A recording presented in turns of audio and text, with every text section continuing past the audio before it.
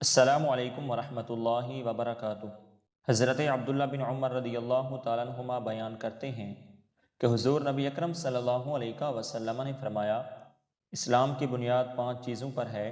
Number 1، اللہ تعالیٰ کے ایک ہونے اور محمد صلی اللہ علیہ وسلم کے اللہ کے بندے اور اس کے رسول ہونے کی گواہی دینا۔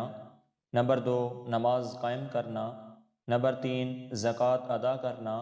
نمبر 4، بیت اللہ کا حج کرنا۔ نمبر 5، رمضان شریف کے روزے رکھنا۔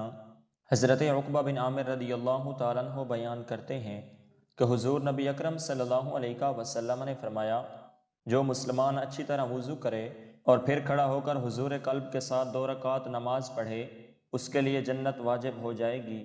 حضرت ابو ہریرہ رضی اللہ تعالیٰ عنہ سے روایت ہے، فرماتے ہیں کہ حضور نبی اکرم صلی اللہ علیہ وسلم نے ارشاد فرمایا، اللہ تعالیٰ فرماتا ہے، اے ابن آدم، تو میری عبادت کے لیے فارغ تو ہو، میں تیرا سینہ غنا اور بے نیازی سے بھر دوں گا اور تیرا فقر و فاقہ ختم کر دوں گا، اور اگر تو ایسا نہیں کرے گا تو میں تیرے ہاتھ کام کاج سے بھر دوں گا اور تیری محتاجی ختم نہیں کروں گا۔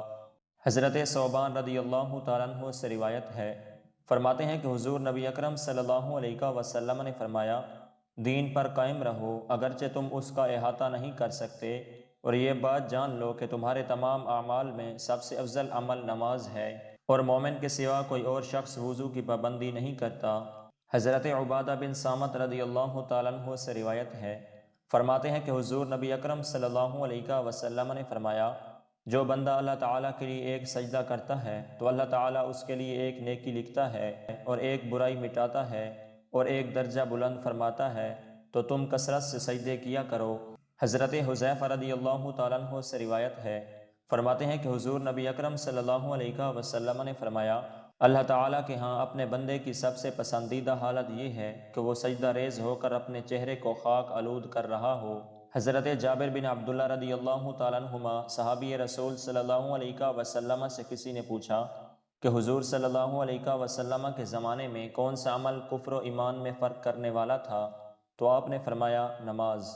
حضرت عبداللہ بن زبیر رضی اللہ تعالیٰ عنہ جب نماز میں کھڑے ہوتے تو خشوع کی وجہ سے یوں معلوم ہوتا گویا کہ ایک ستون کھڑا ہے، سجدہ کرتے اور طویل سجدہ کرتے، حتیٰ کہ چڑیاں دیوار سمجھ کر آپ کی پشت مبارک پر بیٹھ جاتی۔ آپ ہمیشہ شبیداری فرماتے، کسی رات کو صبح تک قیام میں، کسی کو رکوع میں اور کسی کو سجدے میں بسر فرماتے، اور آپ کو مسجد کا کبوتر کہا جاتا تھا۔